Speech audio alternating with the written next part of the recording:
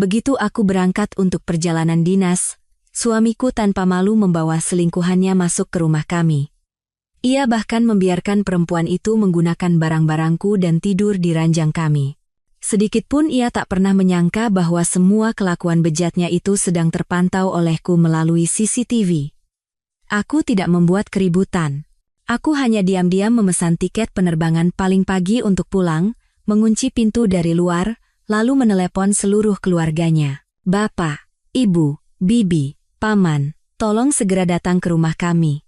Lihatlah, Bima Aditya sudah membawa pulang pengantin baru. Waktu yang kami lalui memang belum begitu lama, tetapi cukup untuk membuatku percaya bahwa aku telah menemukan tempat berlabuh yang paling damai dalam hidupku. Namaku Aulia Putri. Pria yang kusebut suami bernama Bima Aditya. Pernikahan kami selalu menjadi sumber iri di mata teman-teman. Apartemen mewah di kawasan Kuningan, Jakarta, yang kami tinggali saat ini adalah hadiah dari orang tuaku saat kami menikah. Namun, aku mengatakan pada Bima bahwa ini adalah hasil KPR yang kami ambil bersama.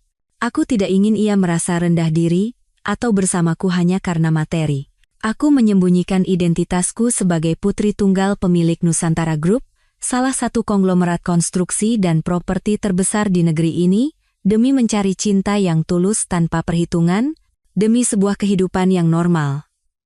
Dan aku pikir, Bima Aditya adalah pria tulus yang selama ini kucari. Setiap pagi, aku bangun 1 jam lebih awal darinya untuk menyiapkan sarapan dengan sepenuh hati, meletakkan secangkir kopi hangat di meja kerjanya, dan menyetrika setelan jasnya hingga licin sempurna. Ia sering memelukku dari belakang, menghirup aroma rambutku, dan berbisik, punya istri yang begini pintar mengurus rumah, aku tidak butuh apa-apa lagi. Kamu cukup menjadi pilar yang kokoh di rumah, biar badai di luar sana aku yang hadapi. Selama 5 tahun terakhir, aku mendengar kata-kata manis itu setiap hari. Rasanya seperti obat penenang yang membuatku sepenuhnya percaya dan terbuai dalam cangkang kebahagiaan yang ia ciptakan. Bima adalah pria yang ambisius. Ia selalu bercerita tentang rencana-rencana besarnya, bahwa ia harus terus bekerja keras untuk memberiku kehidupan yang lebih mewah. Aku percaya padanya dan siap melakukan apapun untuk membantunya.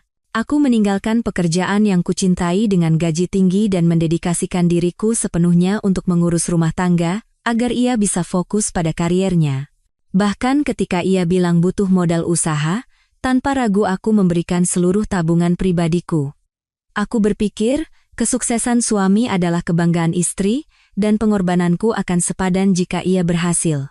Hari itu hari Selasa. Bima pulang lebih awal dari biasanya, dengan sebuket mawar merah di tangannya.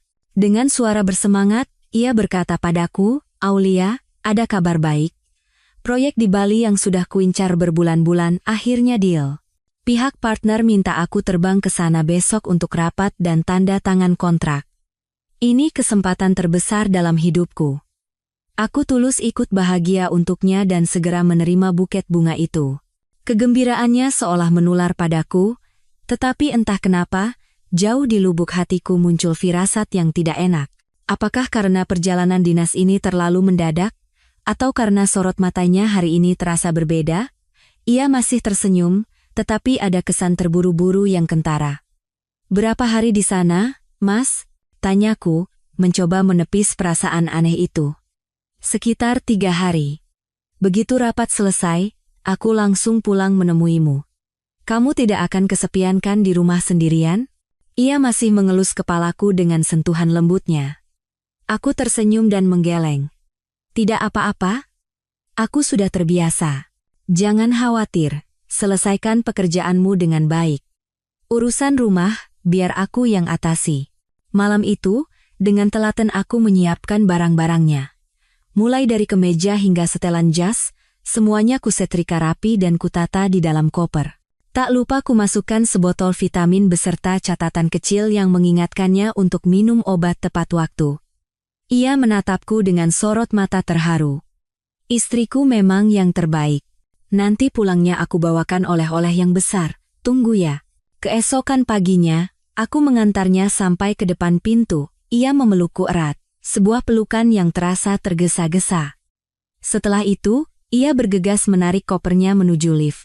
Melihat punggungnya yang menghilang, perasaan cemas itu kembali menyergapku dengan lebih kuat. Saat kembali masuk, apartemen yang luas ini terasa kosong dan dingin. Untuk menenangkan diri, aku menyibukkan diri dengan membersihkan rumah dan menyirami tanaman. Namun, bayangan Bima dan perasaan cemas itu tak mau pergi dari kepalaku. Tiba-tiba aku teringat, sekitar sebulan yang lalu, setelah mendengar kabar ada pencurian di kompleks apartemen, aku membujuk Bima untuk memasang CCTV di dalam rumah. Awalnya ia merasa tidak nyaman, tetapi akhirnya setuju setelah aku berkata kita hanya akan memasangnya di ruang tamu dan pintu masuk demi keamanan saat aku sendirian. Kamera kecil di sudut langit-langit ruang tamu itu bisa terhubung ke ponselku kapan saja. Sejak dipasang, aku belum pernah menyalakannya sekalipun, tetapi hari ini ada dorongan aneh yang menyelimutiku. Aku ini terlalu sensitif. Aku hanya ingin memastikan rumah aman, sebentar saja. Dengan tangan gemetar, aku membuka aplikasi di ponsel. Layar menunjukkan pemandangan ruang tamu yang familiar, semuanya rapi dan sunyi. Sinar matahari sore masuk melalui jendela, menciptakan garis-garis cahaya panjang di lantai. Aku menghela napas lega dan menertawakan kecurigaanku sendiri. Tepat saat aku hendak menutup aplikasi, terdengar suara samar dari speaker ponsel. Suara pintu terbuka. Aku terkejut dan membelalakan mata ke layar. Pintu depan terbuka, dan yang masuk bukan orang lain, melainkan suamiku, Bima Aditya. Pria yang seharusnya sudah berada di Bali. Di belakangnya, masuk seorang wanita yang sangat muda. Rambutnya panjang bergelombang, mengenakan gaun ketat yang memamerkan lekuk tubuhnya. Jantungku serasa berhenti berdetak. Bima mengunci pintu depan, lalu berbalik dan memeluk wanita itu dengan kasar. Pelukan yang penuh gairah dan posesif. Tepat di bawah lensa kamera yang tak ia sadari keberadaannya, di tengah ruang tamu kami, mereka berciuman dengan rakus. Pada saat itu, duniaku runtuh berkeping-keping, ponsel jatuh dari tanganku, membentur lantai dengan suara tumpul, tetapi telingaku tak mendengar apa-apa. Seluruh darah di tubuhku seolah membeku, bahkan bernapas pun terasa sulit. Cinta selama 5 tahun, kepercayaan selama 5 tahun, pengorbanan selama 5 tahun, semuanya ternyata hanyalah kebohongan yang tak tahu malu. Air mata mengalir di pipiku. Namun, di dalam hatiku, perasaan lain mulai berkobar api kebencian yang dingin dan mengerikan. Sandiwara ini, biar aku sendiri yang menulis akhir ceritanya. Aku terduduk lemas di lantai yang dingin, punggungku bersandar pada sofa empuk yang kami pilih bersama di suatu akhir pekan. Kini, bahkan sofa itu terasa sedingin es. Ponsel tergeletak di lantai, layarnya masih menyiarkan langsung tragedi yang terjadi di rumahku. Aku tak berani memungutnya atau melihatnya lagi. Namun, adegan menjijikan itu sudah terpatri dalam di retina dan setiap sudut hatiku. Tawa centil wanita itu, dan suara lembut Bima, yang setiap malam membisikkan cinta di telingaku, kini ditujukan untuk wanita lain. Rasa mual naik dari perutku, aku berlari ke kamar mandi dan memuntahkan segalanya. Makanan yang kumakan siang tadi, asam lambung yang pahit, dan semua ilusi manis tentang pernikahan sempurna yang kubangun sendiri. Aku berdiri di depan cermin dan menatap bayanganku.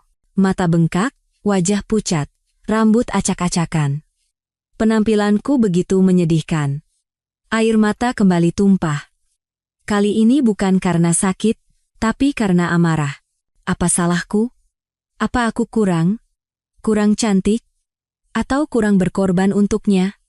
Aku telah melepaskan segalanya untuk masuk ke dunianya, dan balasannya adalah pengkhianatan sekejam ini. Aku membasuh wajahku dengan air dingin, mencoba menguatkan diri. Tidak, aku tidak boleh hancur. Menangis tidak akan menyelesaikan apa-apa. Kelemahan saat ini hanya akan menjadikanku bahan tertawaan yang menyedihkan. Aku harus kuat. Aku harus bergerak dengan perhitungan. Aku harus dingin. Tanganku gemetar, tetapi akal sehatku sudah menang. Aku harus menonton. Aku harus menonton sandiwara kotor ini sampai akhir. Aku harus tahu siapa orang ketiga itu dan sejauh mana mereka melangkah. Di layar, mereka sudah tidak ada di ruang tamu. Terdengar tawa dari kamar tidur kami, hatiku terasa diremas. Spray dan bantal yang kupilih sendiri, tempat yang penuh dengan kenangan manis kami sebagai suami istri, kini dinodai oleh wanita lain. Aku menekan fungsi putar ulang di kamera. Aku melihatnya lagi sejak Bima membuka pintu. Ia bahkan tidak membawa koper. Perjalanan dinas ke Bali adalah kebohongan besar. Mungkin ia hanya pergi ke bandara, mengambil beberapa foto check-in, lalu langsung pulang untuk menjemput kekasihnya. Aku menonton setiap adegan tanpa melewatkan satu pun. Wanita bernama Rania itu berkeliling rumah seolah-olah dialah nyonyanya. Ia membuka kulkas, mengambil jus buatanku, dan meminumnya dengan santai. Ia duduk di kursi piano kesayanganku dan menekan tutsnya asal-asalan. Lalu, tibalah adegan yang membuat amarahku meledak. Ia masuk ke ruang gantiku. Di sana ada koleksi tas, sepatu, dan pakaian bermerek yang kukumpulkan selama bertahun-tahun. Barang-barang yang kusayangi. Rania tanpa sungkan mengambil tas Hermes Birkin yang baru kubeli bulan lalu, mencobanya di depan cermin, berputar-putar sambil bermanja pada Bima. "Mas, ini cocok tidak untukku? Kayaknya lebih cocok di aku daripada di istrimu, deh." Bima bersandar di pintu, melipat tangan, menatapnya dengan pandangan memuja sambil mengangguk. "Tentu saja.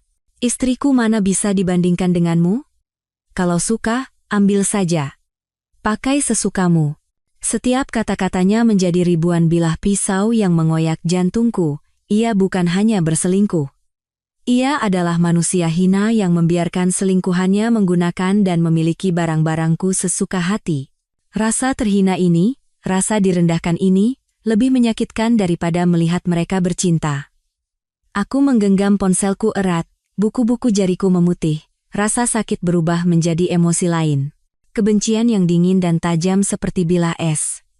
Aku tidak akan menangis lagi. Air mataku terlalu berharga untuk ditumpahkan demi manusia sampah seperti itu. Aku mematikan siaran langsung dan beralih ke mode rekam. Aku harus menyimpan semua bukti ini. Anehnya, aku menjadi sangat tenang. Pikiranku yang tadinya kacau karena sakit hati, kini mulai bekerja dengan jernih dan tajam. Perceraian adalah hal yang pasti, tapi itu saja tidak cukup. Bima Aditya dan selingkuhannya harus membayar harga yang sangat mahal. Menelepon dan membuat keributan atau langsung pulang untuk menggerebek mereka, itu terlalu sederhana dan terlalu mudah bagi mereka. Mereka akan menyangkal, beralasan. Dan pada akhirnya, di depan keluarganya, aku bisa saja yang disalahkan. Tidak, aku butuh rencana yang lebih sempurna. Sebuah sandiwara yang akan membuat mereka membuka topeng mereka sendiri di hadapan semua orang. Aku teringat pada keluarga mertuaku. Ibu mertuaku, Ibu Ratna, yang selalu membanggakan putranya dan menatapku dengan pandangan meremehkan karena aku yatim piatu. Ayah mertuaku, Bapak Suryo, seorang patriark yang menganggap wajar jika pria punya simpanan. Dan semua kerabatnya yang menganggapku beruntung bisa menikah dengan keluarga mereka. Ya. Aku harus menunjukkannya pada mereka. Aku harus membuat mereka melihat dengan mata kepala sendiri wajah asli putra dan keponakan yang begitu mereka banggakan. Aku harus membuat mereka menyaksikan sendiri betapa busuknya dia. Aku membuka daftar kontak di ponselku. Jariku berhenti pada sebuah nama yang sudah lama tidak kuhubungi. Dewi. Dewi adalah satu-satunya sahabatku di masa kuliah, dan satu-satunya orang yang tahu identitas asliku. Ia cerdas, tajam, dan sangat setia kawan. Aku menekan tombol panggil. Di seberang sana, terdengar suara ceria Dewi. "Wah, Nyonya Aulia Putri. Matahari terbit dari barat nih. Tumben sekali menelepon hamba yang hina ini." Aku sedang tidak ingin bercanda. Setelah menarik napas dalam-dalam, aku berkata dengan suara dingin, "Dewi, aku butuh bantuanmu. Ini masalah besar." Dewi, yang merasakan ada yang tidak beres dari nada suaraku, langsung serius. "Kamu kenapa? Ada apa?" "Bima. Dia selingkuh. Sekarang dia ada di rumahku bersama perempuan itu." Dewi terdiam sejenak, lalu mengumpat. "Kan, sudah kuduga dari awal. Sekarang bukan waktunya membahas itu. Aku butuh rencana, Dewi. Rencana untuk membuka mata seluruh keluarganya. Bisa bantu aku?" "Tentu saja. Teman gunanya apa?" jawab Dewi tanpa ragu. "Kamu mau bagaimana? Katakan saja. Urusan hukum biar aku yang tangani. Butuh bukti, butuh orang, bilang saja.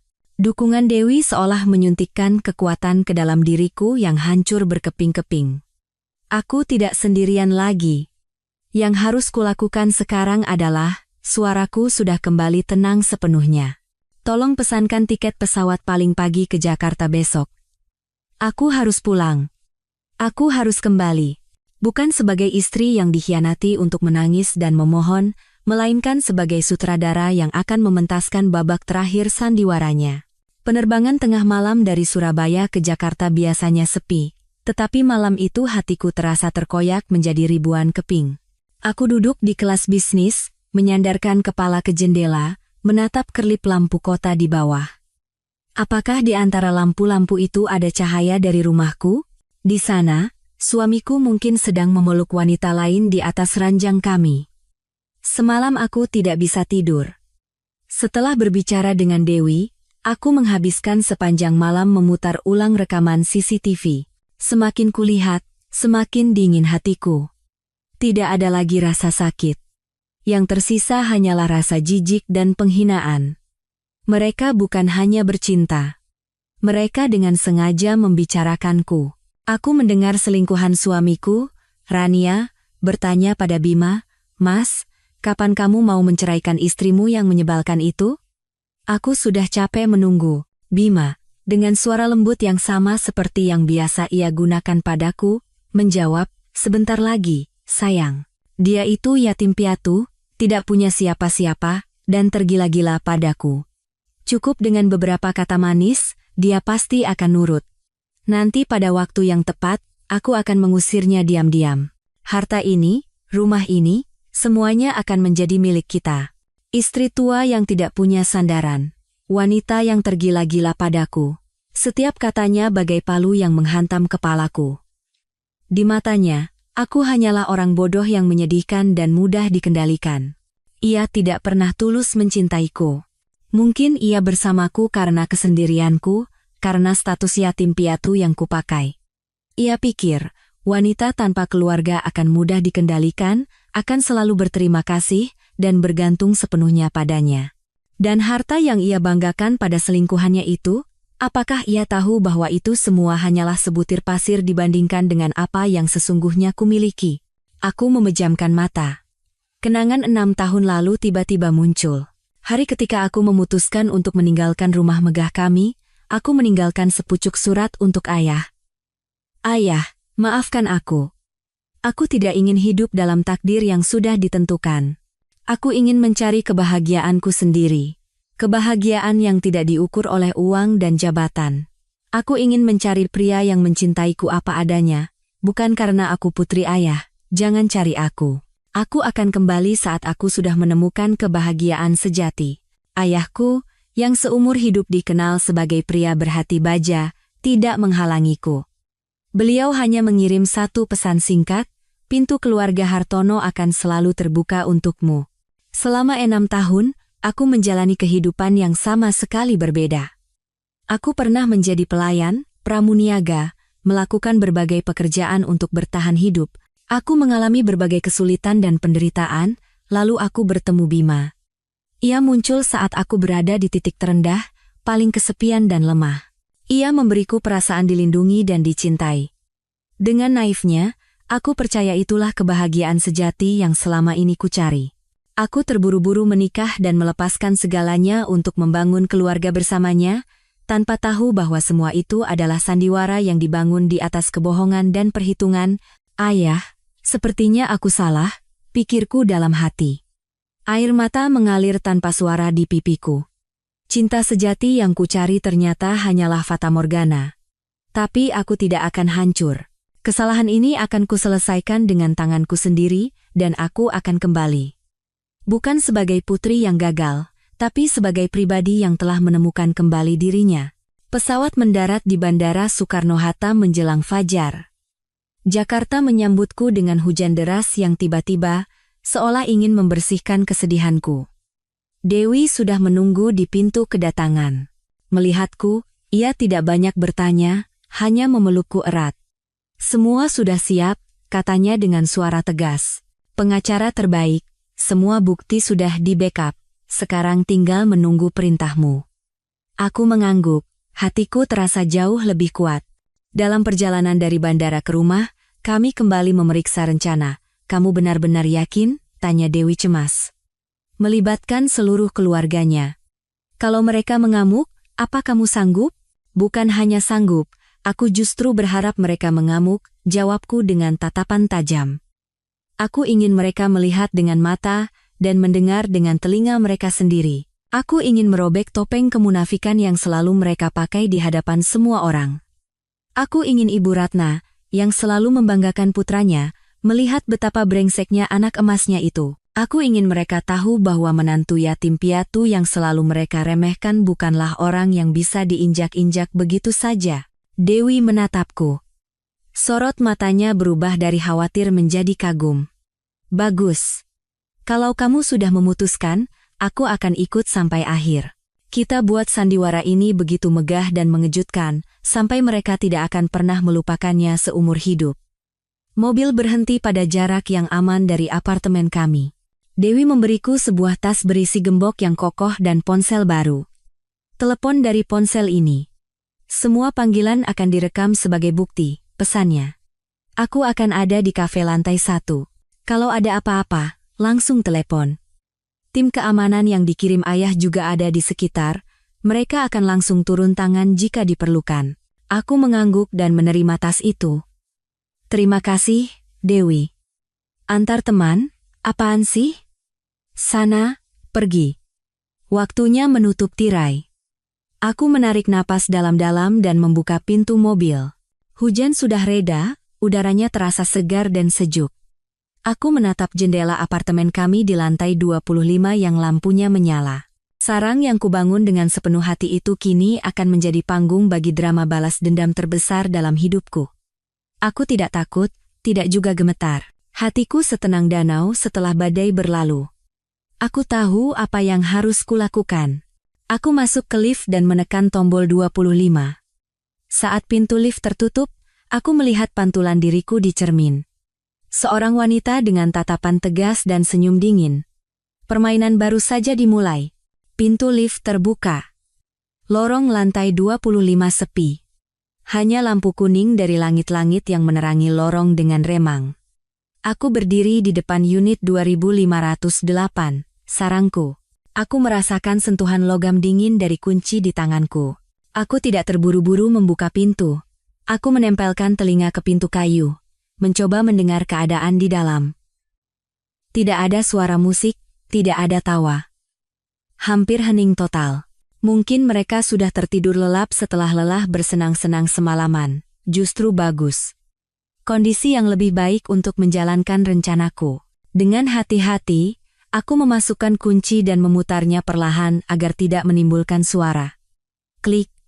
Saat pintu terbuka sedikit, bau busuk menusuk hidungku, bau anggur yang tumpah, bau sisa makanan semalam, dan yang paling menjijikkan, campuran bau parfum murahan wanita dan keringat pria. Ini bukan aroma sebuah rumah, ini adalah bau kebusukan dan pengkhianatan. Aku menahan rasa mual yang naik ke tenggorokan dan melangkah masuk. Pemandangan di ruang tamu membuatku nyaris tidak bisa menahan umpatan. Botol-botol anggur tergeletak di lantai, gelas anggur mewah yang kupesan khusus dari Prancis pecah berkeping-keping di mana-mana. Di atas meja sofa marmer, kotak pizza sisa dan tulang ayam tergeletak di samping tumpukan puntung rokok. Dan yang paling mengerikan, di atas kursi santai tempatku biasa membaca setiap malam, sebuah bra rendah hitam milik seorang wanita sengaja dilemparkan begitu saja. Apakah ini rumahku? Ruang yang kutata dengan susah payah, yang setiap sudutnya kurawat dengan sepenuh hati, telah berubah menjadi tempat sampah. Kerapian dan selera tinggi yang selalu kubanggakan telah diinjak-injak tanpa ampun. Amarah membuncah, tetapi aku segera menekannya. Sekarang bukan waktunya untuk marah. Aku mengeluarkan ponsel baru dan mulai memotret dalam diam. Cekrek, cekrek, cekrek. Aku mengabadikan setiap jejak kotor yang mereka tinggalkan, semua bukti pesta pora mereka, tanpa terkecuali. Ini akan menjadi tamparan tak terlihat namun telak yang akan kulayangkan ke wajah mereka sebentar lagi. Aku berkeliling rumah dengan hati-hati. Di lantai depan pintu kamar tidur, sepasang sepatu hak tinggi berwarna merah menyala tergeletak. Aku memungutnya dan memeriksa merek di bagian dalamnya. Merek murahan. Selera suamiku ternyata hanya segini, cibirku dalam hati, lalu meletakkan sepatu itu dengan rapi di tengah ruang tamu, di tempat yang paling mudah terlihat. Aku masuk ke ruang ganti. Tempat yang semalam kulihat melalui kamera dan membuat hatiku hancur. Pemandangan aslinya lebih buruk dari yang kubayangkan. Tas-tas bermerekku dikeluarkan dari kotaknya dan dilempar begitu saja di lantai, gaun-gaun sutra mahalku ditarik dari lemari dan teronggok kusut. Ia bukan sekadar mencoba, ia menggeledah dan merusaknya seperti pencuri. Mungkin ia cemburu. Cemburu pada kehidupan mewah yang kunikmati, kehidupan yang ia dambakan tetapi tak akan pernah bisa ia dapatkan dengan cara yang benar. Sempat terlintas rasa kasihan, tetapi segera tergantikan oleh rasa jijik, ia tidak pantas dikasihani. Akhirnya, aku berdiri di depan pintu kamar tidur kami. Pintunya sedikit terbuka. Terdengar suara dengkuran teratur Bima dan napas samar orang lain. Aku tidak mendorong pintu untuk masuk. Aku tidak ingin melihat pemandangan menjijikkan itu dengan mata kepalaku sendiri. Rekaman di kamera sudah lebih dari cukup. Aku mundur dan kembali ke ruang tamu. Semua bukti sudah terkumpul. Sekarang saatnya menjalankan tahap akhir dari babak pembuka. Aku mengeluarkan gembok kokoh yang diberikan Dewi dari tasku. Dengan pelan, aku membuka sedikit pintu depan, meraih dari luar ke dalam, dan mengunci pintu dengan gembok tambahan itu. Ceklek, suara kecil namun tegas menggema. Selesai. Kini mereka adalah burung yang terperangkap dalam sangkar emas yang telah mereka nodai sendiri. Tanpa kunciku, tidak ada yang bisa keluar. Aku memeriksanya sekali lagi. Pintu terkunci rapat, aku tersenyum puas. Panggung telah disiapkan, dan para aktor utama masih tertidur lelap, sama sekali tidak menyadari bahwa tragedi mereka akan segera dimulai. Dengan tenang, aku turun dengan lift ke lantai 1. Kafe 24 jam di seberang gedung masih menyala. Aku mengambil tempat duduk di meja luar yang langsung menghadap jendela apartemen kami. Aku memesan kopi hitam tanpa gula. Rasa pahitnya anehnya membuat pikiranku jernih, udara subuh Jakarta terasa dingin. Aku merapatkan kardigan tipisku dan menatap jendela lantai 25.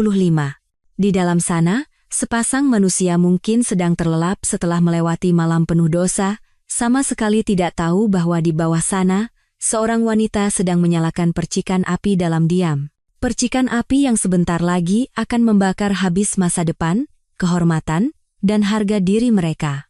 Aku membuka ponsel baru dan menyalakan daftar kontak. Daftar penonton yang akan kuundang ke drama ini sudah disiapkan oleh Dewi. Mertua, bibi, paman, sekitar 20 kerabat terdekat keluarga Bima. Orang-orang yang menatapku dengan pandangan meremehkan. Orang-orang yang berbisik di belakangku, menyebutku yatim piatu. Hari ini, aku akan menunjukkan pada mereka sebuah pertunjukan yang tak akan mereka lupakan seumur hidup. Sambil duduk di kafe yang dingin, dengan tangan gemetar aku memegang ponsel. Drama terbesar dalam hidup Bima Aditya akan segera berakhir, dan sutradaranya adalah aku. Telepon pertama, harus untuk siapa?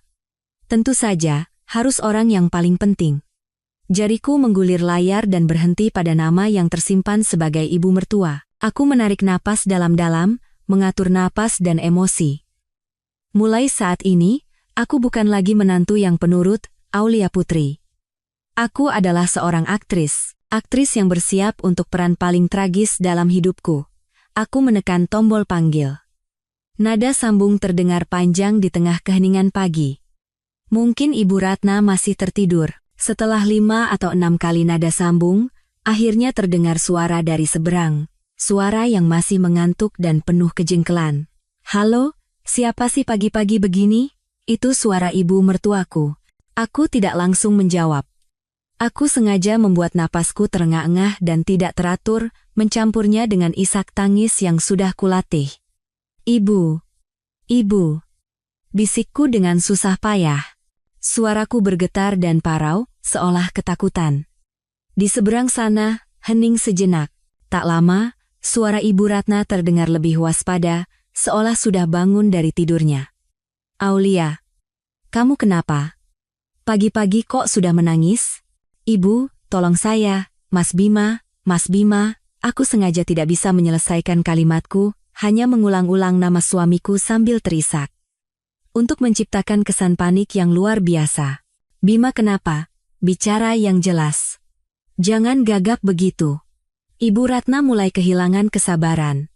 Ia memang selalu seperti itu, tanpa kelembutan atau perhatian tulus, hanya perintah dan kejengkelan. Mas Bima membawa perempuan lain ke rumah, Bu. Aku akhirnya mulai meraung. Perempuan itu bilang dia istrinya. Dia menyuruh saya segera pergi dari rumah ini. Waktu saya menolak, dia sampai memukul saya. Ibu, saya takut sekali. Aku menambahkan kebohongan tentang dipukul untuk menambah efek dramatis dan memancing rasa ingin tahu serta amarahnya. Menantu yatim piatu yang selalu ia remehkan berani-beraninya mengadukan anak emasnya, ia pasti tidak akan tinggal diam. Benar saja, reaksi Ibu Ratna sesuai dugaanku. Alih-alih bertanya apakah aku baik-baik saja, kata pertamanya adalah teguran. Apa? Kamu ngomong ngawur apa, sih? Bimaku itu tidak pernah membentak istri. Memukul? Tidak mungkin, pasti kamu yang berbuat salah, sampai dia marah kan? Saya tidak melakukan kesalahan apapun, Bu. Aku melanjutkan aktingku dengan suara penuh kepiluan. Tiba-tiba dia muncul dengan perempuan itu, dan waktu saya bertanya, dia langsung marah-marah. Perempuan itu sekarang memakai baju saya, menggunakan barang-barang saya. Ibu, mereka mengusir saya dari rumah. Sekarang saya duduk di koridor, dingin sekali, Bu. Separuh perkataanku adalah kebenaran, separuh lagi kebohongan, tetapi keputusasaan dalam suaraku 100% nyata, terdengar suara gemerisik di seberang. Mungkin Ibu Ratna langsung bangkit dari tempat tidurnya. Benar itu? Bima kan sedang dinas di Bali, bagaimana bisa dia ada di rumah? Saya tidak tahu, Bu. Saya tidak tahu apa-apa, aku meratap pilu. Pasti perempuan jalang itu yang merayu Mas Bima. Mas Bima kan aslinya tidak seperti itu. Ibu, tolong ke sini. Tolong selamatkan saya.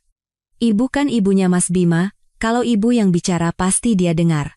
Saya tidak mau rumah tangga kami hancur, Bu.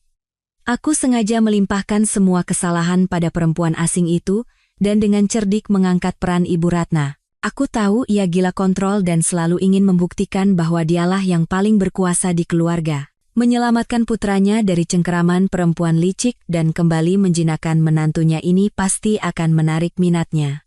Hening cukup lama. Aku bisa membayangkan Ibu Ratna sedang berpikir keras. Mungkin ia bimbang antara kata-kataku dan keyakinan butanya pada putranya, tetapi rasa ingin tahu dan hasrat untuk mengontrol pada akhirnya akan menang. Baiklah, katanya. Suaranya sudah jauh lebih tenang. Kamu diam di situ. Jangan kemana-mana. Aku akan menelepon bapakmu dan langsung ke sana. Aku harus lihat dengan mata kepalaku sendiri, perempuan mana yang berani-beraninya menghancurkan rumah tangga kita. Iya Bu, terima kasih, Bu, isaku dengan suara penuh rasa syukur. Cepat datang ya, Bu, saya takut sekali. Aku menutup telepon.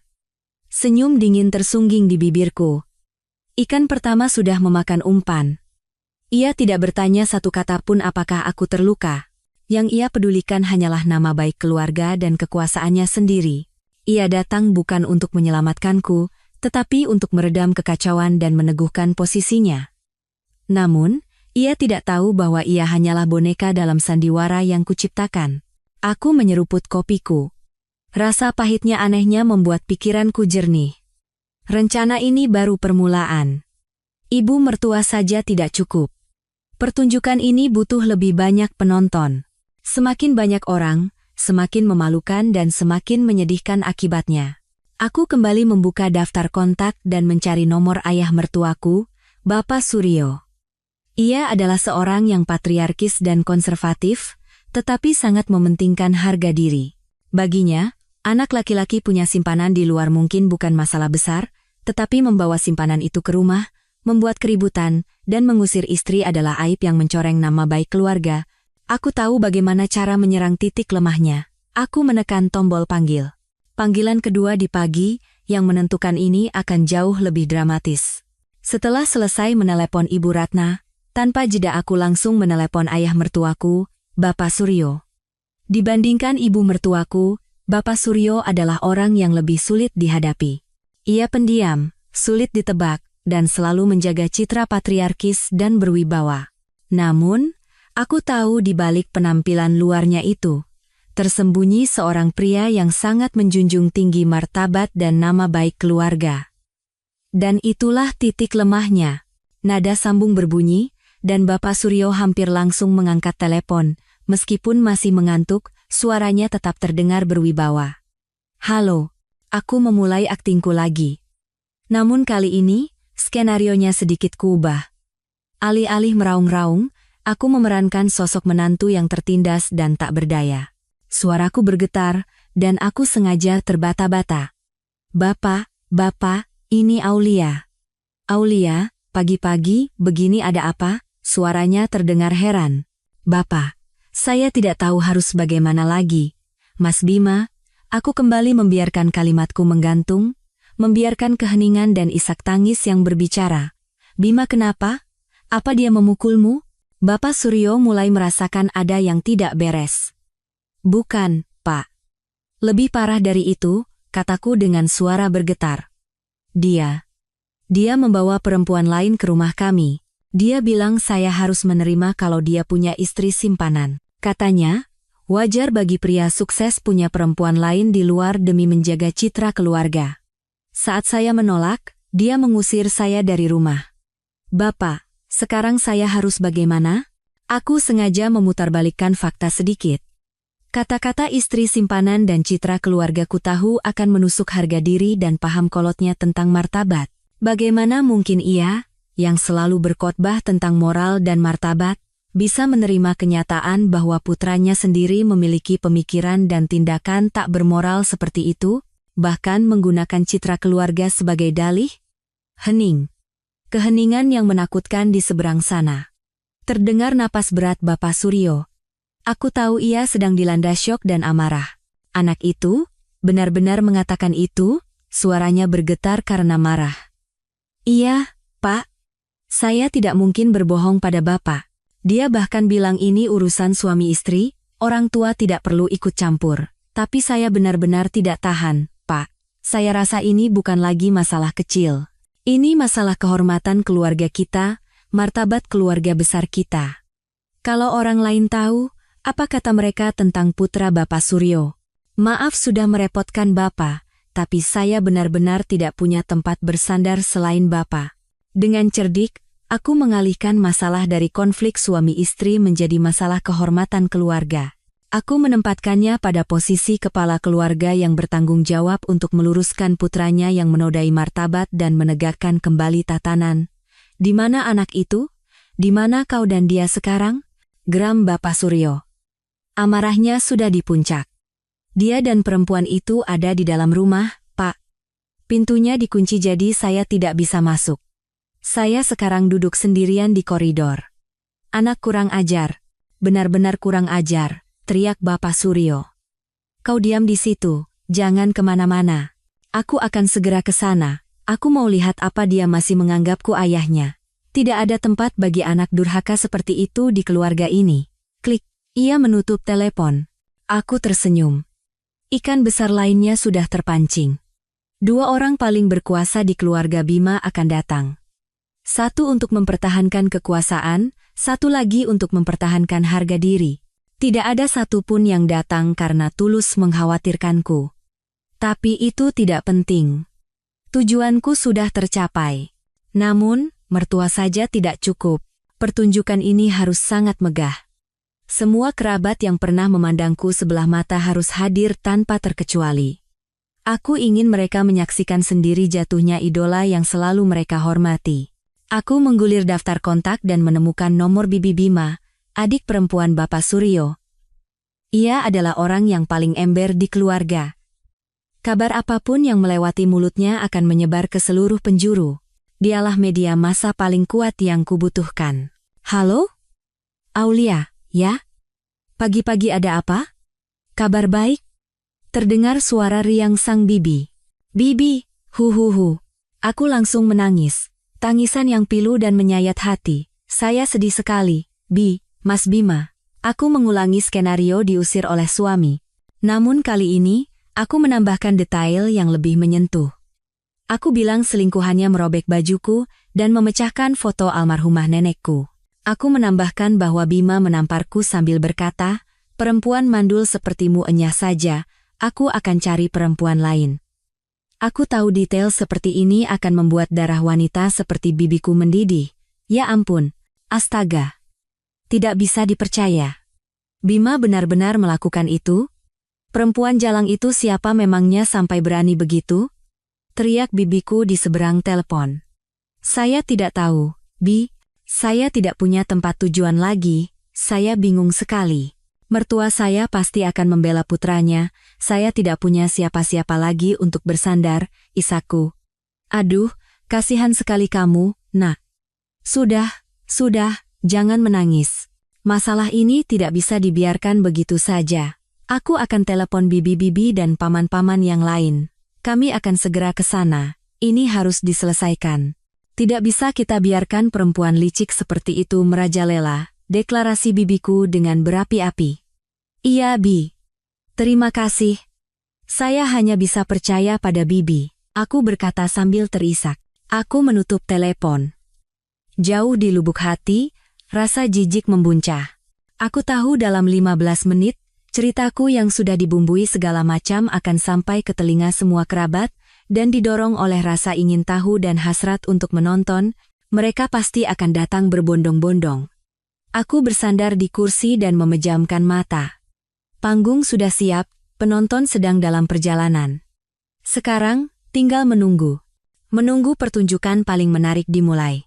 Sekitar 20 menit kemudian, lobi lantai 1 apartemen yang tadinya sepi di pagi hari tiba-tiba menjadi ramai. Yang pertama muncul adalah mertuaku. Ibu Ratna berjalan di depan dengan wajah penuh amarah. Bapak Suryo mengikuti di belakang dengan ekspresi kaku. Mereka langsung menuju tempatku duduk meringkuk, berpura-pura kedinginan dan ketakutan. Begitu melihatku, Ibu Ratna menghampiri, bukan untuk menanyakan kabarku, tetapi untuk menginterogasi. Benar atau tidak? Jangan bohong. Di mana Bima? Kenapa kamu sendirian di sini? Aku menatapnya dengan mata berkaca-kaca dan berkata dengan suara lemah, Ibu, Bapak, saya tidak bohong, dia ada di atas bersama perempuan itu. Pintunya dikunci, saya tidak bisa masuk. Aku berakting dengan gemetar, meringkuk seperti kucing yang dibuang, semenyedihkan mungkin. Bapak Suryo menatapku sekilas, lalu memandang ke lantai 25. Matanya masih penuh keraguan, tetapi melihatku dalam kondisi menyedihkan di pagi buta seperti ini, sepertinya ia mulai percaya ada yang tidak beres. Telepon dia, perintahnya, dengan tangan gemetar, aku mengeluarkan ponsel dan menekan nomor Bima. Nada sambung berbunyi beberapa kali, lalu mati. Ia mematikan panggilannya. Tidak diangkat, Pak, kataku dengan suara putus asa. Dari semalam sudah puluhan kali saya telepon, tapi tidak diangkat. Tepat pada saat itu, pintu lift kembali terbuka. Bibi, paman, dan hampir 10 kerabat lainnya tumpah keluar. Semua dengan wajah campuran antara khawatir dan penasaran. Aulia, ya ampun, kasihan sekali kamu.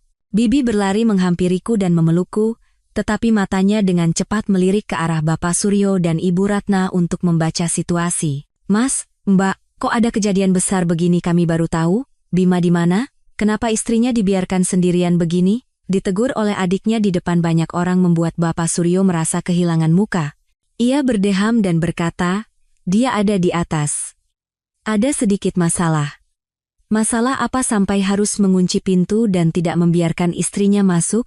Kata paman yang paling muda, yang sifatnya ceplas-ceplos.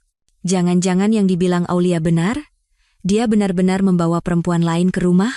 Pertanyaan paman itu bagai menyiram bensin ke api. Orang-orang mulai berbisik. Ibu Ratna, melihat situasi berbalik merugikan putranya, segera mengubah sikap dan mulai memainkan peran sebagai ibu mertua yang malang. Ia menarikku dan mengelus kepalaku. Sudah, para adik ipar, jangan terlalu ribut, pasti ada salah paham. Saya kenal Bima. Dia sayang sekali sama istrinya. Mungkin mereka habis bertengkar. Lalu Aulia merajuk dan duduk di sini. Kita kan satu keluarga. Masalah apapun harus diselesaikan baik-baik di dalam rumah. Aku mencibir dalam hati. Ia benar-benar ahli dalam mengubah wajah. Baru saja ia mau menginterogasiku, sekarang ia membujukku dengan lembut. Semuanya demi menjaga muka dan tidak mau dipermalukan di depan kerabat. Tapi aku tidak akan membiarkannya mengalihkan topik dengan mudah. Aku memeluk Bibi dan menangis lebih keras. Bukan, Bi. Ibu salah. Mas Bima benar-benar. Aku kembali membiarkan kalimatku menggantung, memancing imajinasi orang-orang. Penghuni apartemen yang hendak berangkat kerja mulai melewati lobi dan menatap kerumunan itu dengan penasaran. Beberapa mengenali kami dan mulai berbisik. Itu kan pasangan unit 2508? Kelihatannya harmonis sekali, kenapa bertengkar begitu? Bisik-bisik tetangga membuat Bapak Suryo dan Ibu Ratna semakin gugup dan malu. Sudah, kita naik ke atas dan periksa, putus Bapak Suryo. Aulia, kau punya kunci? Buka pintunya. Aku menggeleng dengan mata berkaca-kaca. Kunci saya diambil semua sama dia. Katanya dia tidak mau lihat wajah saya lagi. Kebohongan ini semakin memanaskan suasana. Kurang ajar, geram Bapak Suryo. Benar-benar dia melakukan itu? Satpam. Panggil Satpam. Suruh buka pintunya sekarang juga. Aku pemilik rumah ini, aku punya hak. Drama di lobi mencapai puncaknya. Ibu Ratna berusaha menenangkan kerabat, Bapak Suryo murka seolah ingin mendobrak pintu. Bibi dan para ipar lainnya entah menenangkanku atau ikut membumbui situasi. Dan aku, hanya duduk di sana, dengan sempurna memerankan istri malang yang terbuang, diam-diam menyaksikan kekacauan yang kuciptakan. Beberapa menit kemudian, 2 orang satpam berlari tergopoh-gopoh. Setelah mendengar penjelasan Bapak Suryo, mereka tampak bingung. Mohon maaf, Pak. Sesuai peraturan, kami tidak bisa merusak pintu unit secara sepihak, harus ada persetujuan dari penghuni atau permintaan dari polisi. Penghuninya itu saya, teriak Bapak Suryo. Saya ayahnya Bima Aditya, pemilik rumah ini. Tapi sesuai data, penghuni unit ini tercatat atas nama Ibu Aulia Putri, kata salah satu satpam yang mengenaliku, dengan sopan. Semua orang kembali terkejut. Semua pandangan tertuju padaku. Ibu Ratna dan Bapak Suryo menatapku seolah baru pertama kali melihatku. Kau bohong. Rumah ini dibeli dengan uang anakku. Gagap Ibu Ratna. Saat itulah, aku perlahan bangkit berdiri dan menghapus air mataku. Suaraku tidak lagi lemah, melainkan tenang dan jelas. Bapak, Ibu, Bibi, Paman sekalian. Benar. Rumah ini atas nama saya pribadi. Selama ini saya menyembunyikannya, tapi saya rasa sekarang saatnya semua orang tahu kebenarannya.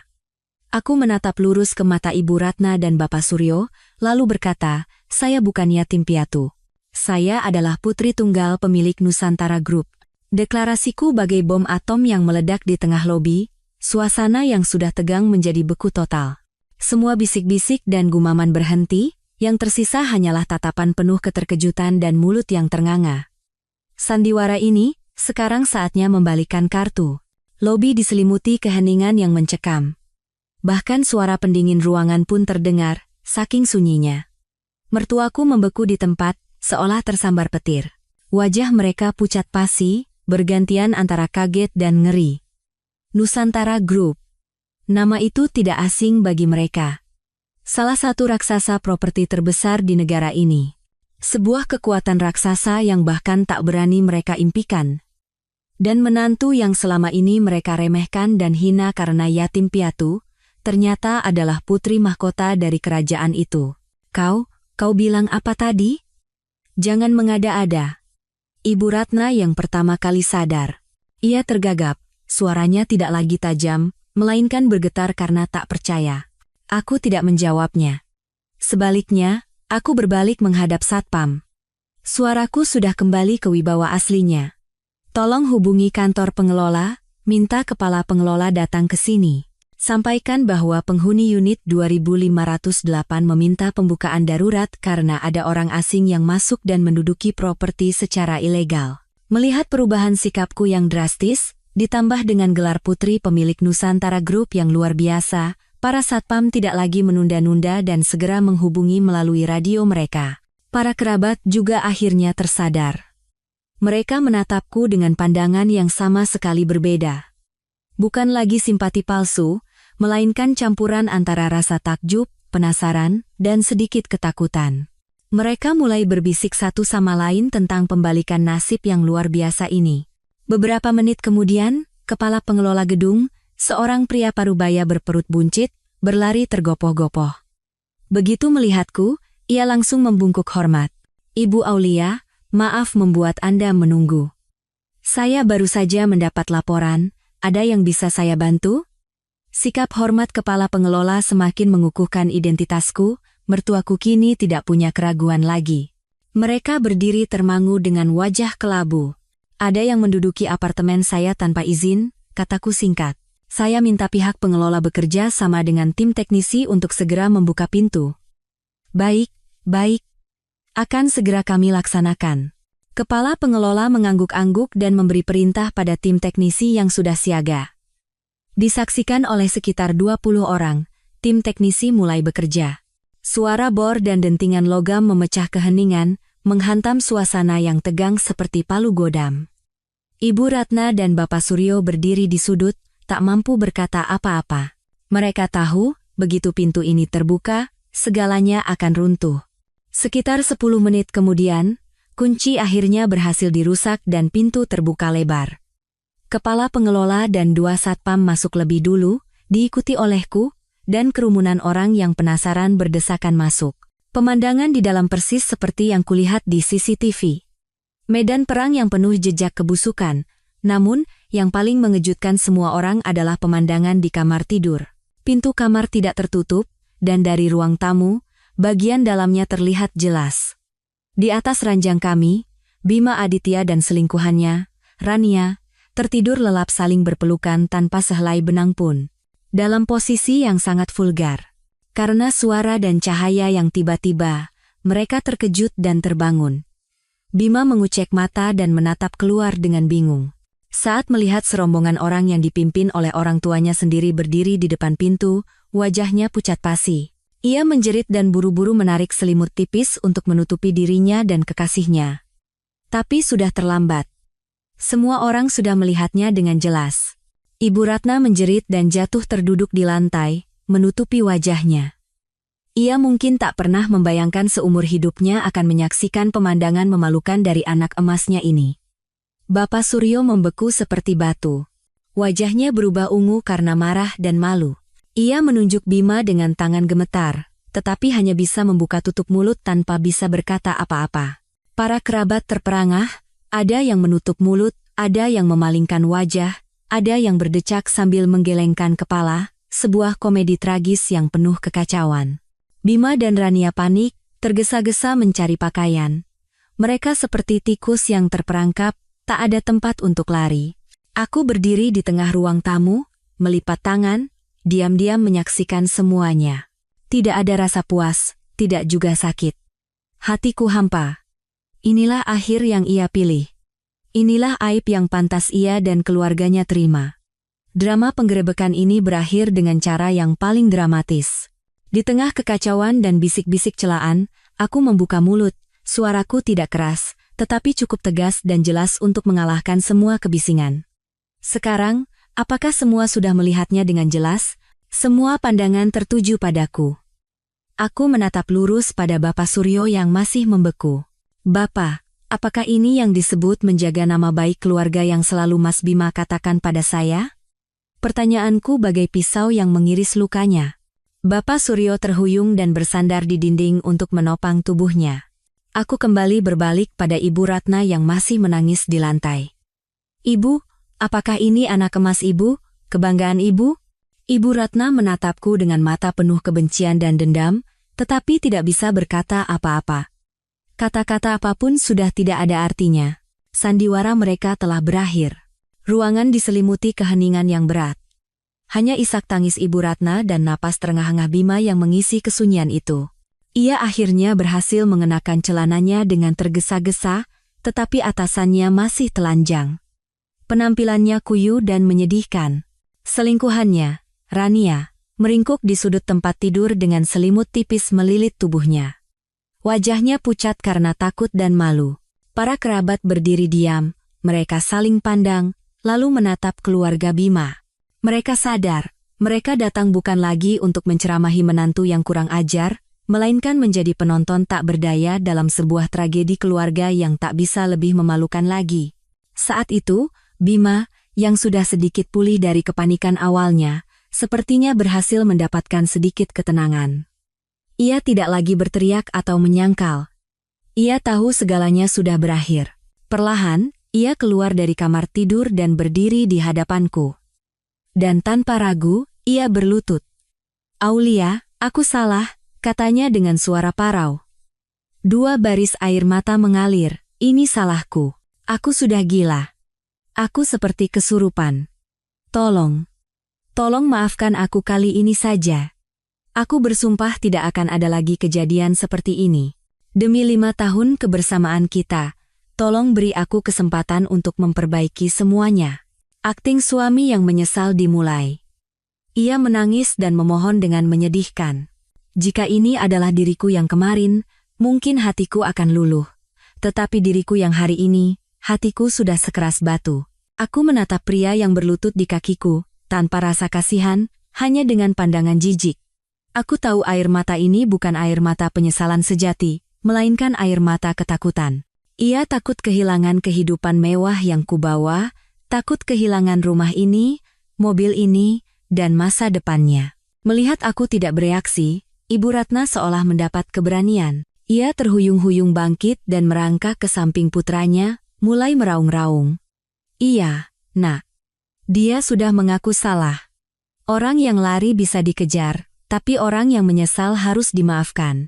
Kamu kan istri dan menantu di rumah ini, kamu harus memaafkan dengan hati yang lapang.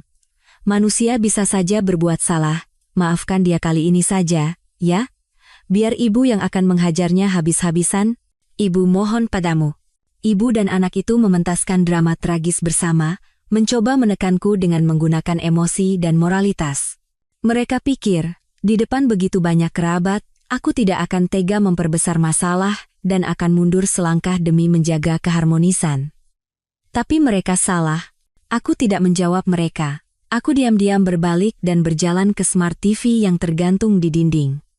Dari tasku, aku mengeluarkan sebuah USB kecil dan mencolokkannya ke port. Dengan tenang, aku menekan beberapa tombol di remote. Layar TV menyala, dan apa yang muncul setelahnya benar-benar membungkam semua akting ibu dan anak itu. Itu adalah rekaman dari CCTV. Semua adegan sejak Bima dan Rania masuk ke rumah. Video diputar cepat, tetapi adegan-adegan kunci diputar ulang dalam gerakan lambat yang jelas. Semua orang di ruangan itu kembali menahan napas. Mereka melihat Bima dan Rania bercinta di sofa. Mereka melihat Rania dengan tak tahu malu menggeledah ruang gantiku dan mencoba barang-barang mewahku. Dan yang paling mengerikan, mereka mendengar dengan jelas percakapan Bima dengan kekasihnya. "Sebentar lagi, sayang. Dia itu yatim piatu, tidak punya siapa-siapa, dan tergila-gila padaku. Cukup dengan beberapa kata manis, dia pasti akan nurut. Nanti pada waktu yang tepat, aku akan mengusirnya diam-diam. Harta ini, rumah ini, semuanya akan menjadi milik kita." Setiap kata menggema dengan tegas dan kejam di dalam ruangan. Rekaman itu menelanjangi semua kebohongan, perhitungan, dan kehinaan Bima Aditya. Kini tidak ada lagi yang bisa berkata bahwa itu hanyalah kesalahan sesaat. Ini jelas merupakan konspirasi yang telah direncanakan sejak lama. Bima dan Ibu Ratna menatap layar TV. Wajah mereka sepucat mayat. Mereka tak pernah membayangkan semua tindakan dan ucapan mereka terekam dengan begitu jelas. Perangkap yang kupasang jauh lebih sempurna dan kejam dari yang mereka bayangkan. Setelah video selesai, aku mematikan TV. Ruangan kembali hening, tetapi kali ini adalah keheningan kebenaran yang telanjang. Aku berbalik lagi dan menatap lurus pada Bima yang masih membeku di lantai. Masih ada yang mau dikatakan? Suaraku sedingin es. Ia tidak menjawab, hanya menunduk sambil mengguncang bahunya. Ia tahu segalanya benar-benar sudah berakhir. Tidak perlu ada kata-kata lagi. Video itu adalah vonis yang paling kuat. Aku menarik napas dalam-dalam dan berkata dengan suara jelas dan kuat agar semua orang bisa mendengar. Bima Aditya, mulai detik ini, kau dan aku tidak punya hubungan apa-apa lagi. Surat cerai akan dikirim oleh pengacaraku besok. Dalam waktu 24 jam, kemasi barang-barangmu dan keluar dari rumah ini beserta semua milikku. Aku memandang berkeliling pada Ibu Ratna dan semua kerabat. Bapak, Ibu, Bibi, Paman, terima kasih sudah datang dan menjadi saksi hari ini. Pertunjukan sudah selesai, kalian semua boleh pulang. Deklarasiku tegas, dingin, dan tidak memberi celah bagi siapapun untuk menyela. Orang-orang saling pandang, lalu satu persatu diam-diam berbalik dan mulai pergi. Mereka pergi dalam rasa malu dan canggung. Drama yang tadinya ingin mereka tonton dengan penuh semangat, pada akhirnya menjadikan mereka pemeran pendukung yang menyedihkan. Di rumah yang luas itu, kini hanya tersisa aku, Bima, orang tuanya, dan selingkuhannya yang meringkuk di sudut. Tetapi bagiku, mereka semua kini hanyalah orang asing. Ketika para kerabat akhirnya pergi dalam keheningan dan kecanggungan, apartemen yang luas itu terasa anehnya kosong dan dingin. Keributan telah berlalu, yang tersisa hanyalah kebenaran yang telanjang dan masa depan yang hancur berkeping-keping. Bima masih berlutut di sana, tak mampu mengangkat kepalanya. Ibu Ratna terduduk di lantai, bergumam tak jelas dengan tatapan kosong. Bapak Suryo, yang seumur hidupnya patriarkis, kini tampak 10 tahun lebih tua. Ia bersandar di dinding, menatap hampa ke udara. Mereka kalah. Bukan hanya karena tertangkap basah, tetapi karena semua kebohongan dan perhitungan busuk mereka terungkap di hadapan semua orang, mereka kalah telak. Mereka mungkin belum bisa mencerna pukulan telak ini. Mereka mungkin berpikir, meskipun berbuat salah, paling banter hanya akan berakhir dengan gugatan cerai yang alot. Mereka mungkin berpikir, aku yang yatim piatu ini, jika pergi dari sini, harus memulai lagi dari nol tanpa apa-apa. Mereka belum mengerti skala badai yang sesungguhnya akan mereka hadapi. Tepat pada saat itu, bel pintu berbunyi. Suara bel yang sopan, berbeda dari keributan sebelumnya. Semua orang terkejut. Bima mengangkat kepala dengan tatapan bingung. Siapa lagi yang datang dalam situasi seperti ini? Aku tidak terkejut. Dengan tenang, aku berjalan untuk membuka pintu. Di luar pintu berdiri sahabatku, pengacara Dewi, dan di sampingnya, seorang pria parubaya berpenampilan rapi, berwibawa, dan profesional. Dia adalah Pak Handoko, asisten terdekat ayah dan kepala tim hukum di grup kami. Kamu baik-baik saja? Bisik Dewi dengan tatapan khawatir. Aku mengangguk ringan. Masuklah. Sekarang waktunya perkenalan resmi. Aku mundur selangkah, memberi jalan bagi Dewi dan Pak Handoko untuk masuk.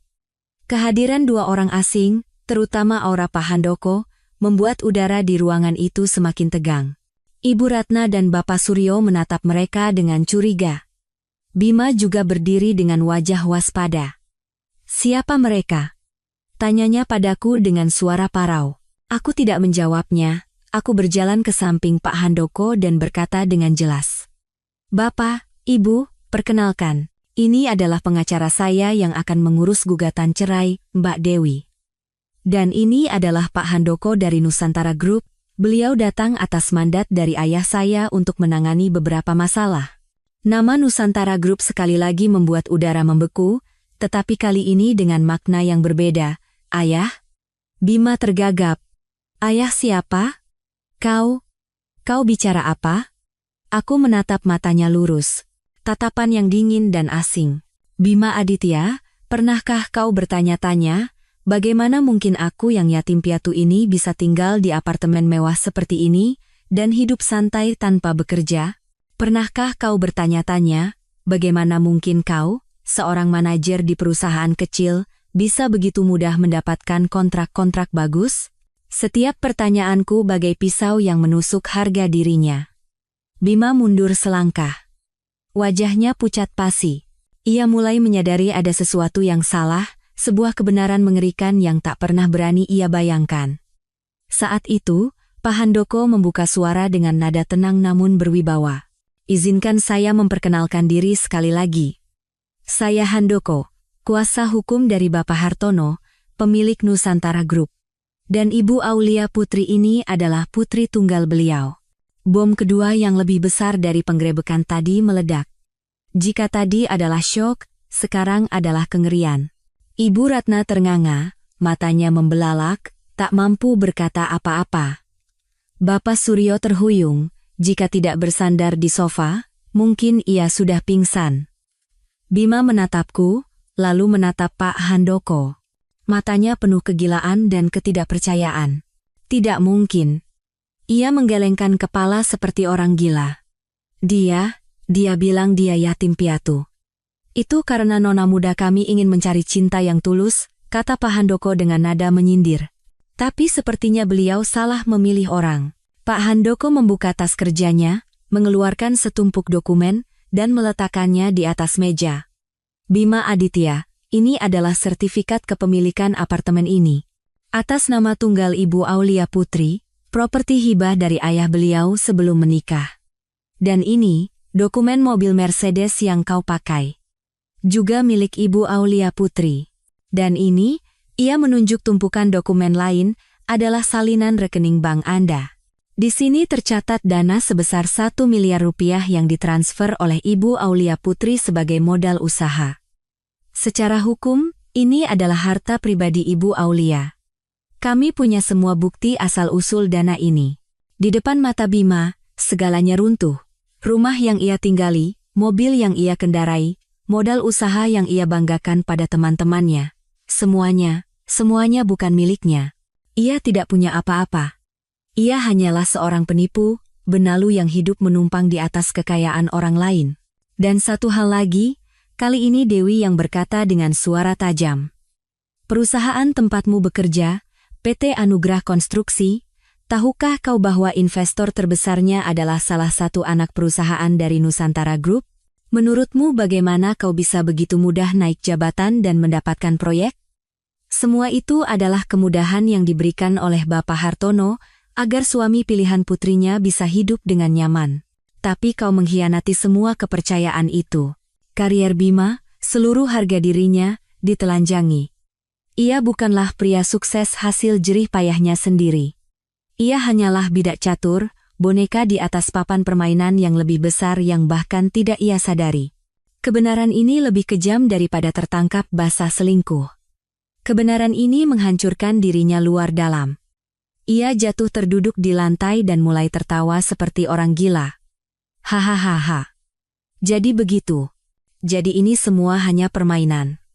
Tawanya semakin lama semakin getir dan pilu. Keluarga Bima hancur total. Bukan karena aib perselingkuhan, tetapi karena kebenaran mengerikan dari menantu yang begitu mereka siksa. Tawa gila Bima Aditya menggema di seluruh rumah. Tawa itu penuh dengan kepahitan, keputusasaan, dan cemoohan pada diri sendiri. Pria yang selalu percaya diri dengan penampilan dan kemampuannya itu kini sadar bahwa ia hanyalah seorang badut dalam drama kehidupan. Ia pikir ia adalah pemburu, ternyata ia adalah mangsa. Ia pikir ia mendapatkan anak yatim piatu yang mudah diatur, ternyata ia mendapatkan seekor phoenix yang mampu membakar segalanya. Ibu Ratna, yang sudah pulih dari syok awalnya, sepertinya tidak bisa menerima kenyataan kejam ini. Ia terhuyung-huyung bangkit dan menghampiriku. Matanya tidak lagi penuh kebencian, melainkan permohonan yang menyedihkan. Ia memegang tanganku dan bercucuran air mata. Aulia. Nak. Ibu minta maaf. Ibu tidak tahu. Nenek tua ini sudah pikun. Tolong, maafkan ibu, dan maafkan juga Bima. Dia hilaf, nak, dia tergoda oleh perempuan jalang itu. Kamu kan istrinya, kamu harus menyelamatkannya. Tolong sampaikan satu kata saja pada ayahmu. Jangan buat dia menderita. Keluarga kami tidak boleh hancur begini. Keluarga kami? Aku menepis tangannya dengan dingin. Ibu, jangan berani-beraninya menggunakan kata kami, Apakah ibu pernah menganggap saya sebagai keluarga? Bukankah ibu hanya menganggap saya sebagai pembantu yang tidak dibayar, atau mesin pembuat anak yang bisa diinjak-injak sesuka hati? Kata-kataku bagai belati yang menusuk jantung Ibu Ratna. Ia berdiri termangu, hanya bisa membuka tutup mulutnya. Kata-kata apapun sudah tidak ada artinya. Bapak Suryo, yang seumur hidupnya patriarkis, juga tidak bisa lagi mempertahankan wibawanya. Ia mendekat dan memohon dengan suara bergetar. Nak, Mbak Aulia, masalah ini kesalahan keluarga kami. Kami tidak bisa melihat gunung di depan mata dan telah berbuat jahat padamu. Kami salah, tolong demi 5 tahun kebersamaan, berikan Bima jalan keluar. Kalau dia kehilangan pekerjaan dan segalanya, hidupnya akan berakhir. Mereka mengubah panggilan mereka. Mereka sadar siapa yang memegang kekuasaan di sini. Tetapi apakah permintaan maaf yang terlambat ini bisa menghapus semua luka yang telah mereka berikan? Aku menatap keluarga yang diambang kehancuran itu. Tidak ada rasa puas, yang ada hanyalah ironi nasib yang menggelikan. Aku pernah mendambakan pengakuan dan cinta dari mereka. Aku melakukan segalanya untuk menjadi menantu yang baik. Tetapi mereka menolakku. Sekarang, saat aku tidak lagi membutuhkan mereka, mereka kembali dan memohon. Saat itu, Pak Handoko angkat bicara. Suaranya tetap tenang dan profesional. Bapak dan Ibu berbicara dari sisi emosional, tetapi kami akan menanganinya secara hukum. Bima Aditya telah melakukan penipuan untuk mendapatkan keuntungan. Uang 1 miliar rupiah yang ditransfer oleh Ibu Aulia atas nama modal usaha, pada kenyataannya digunakan untuk kepentingan pribadi, yaitu untuk pihak ketiga. Kami memiliki semua bukti mengenai hal ini. Jika kami menempuh jalur hukum sampai akhir, Bima Aditya bisa dijerat dengan pasal penipuan dan penggelapan dengan ancaman hukuman pidana yang tidak ringan. 2 kata hukuman pidana membuat wajah keluarga Bima kembali pucat pasi. Mereka pikir ini hanyalah gugatan cerai perdata, tetapi kini terancam menjadi kasus pidana. Tidak bisa.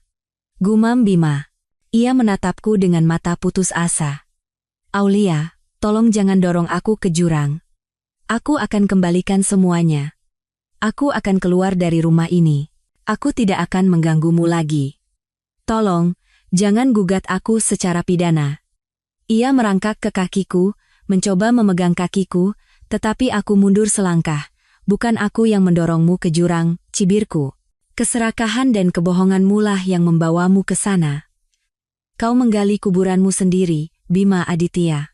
Tepat pada saat itu, selingkuhannya, Rania, yang sejak tadi meringkuk di kamar tidur, sepertinya sadar bahwa kapal bernama Bima Aditya akan segera tenggelam. Ia tidak bisa lagi duduk diam. Ia buru-buru mengenakan kemeja Bima untuk menutupi tubuhnya yang nyaris telanjang dan berlari keluar.